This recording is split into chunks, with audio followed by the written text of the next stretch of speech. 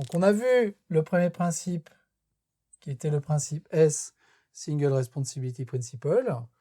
On a le principe O, le L et le I. Celui qui est ici, c'est le principe D, qui est le principe d'inversion de dépendance. Dependency inversion. Et que dit ce principe? Il dit exactement ça. Il dit que ce sont les détails d'implémentation qui doivent dépendre des notions de haut niveau. Ma notion de haut niveau, c'est que j'ai besoin d'enregistrer mes employés dans ma base de données.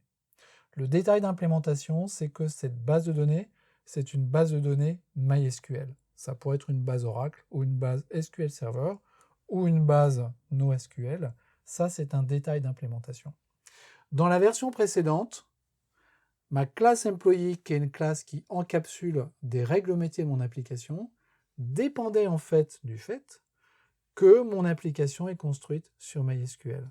Avec cette technique-là, on inverse cette dépendance et c'est le détail d'implémentation qui dépend des règles de haut niveau.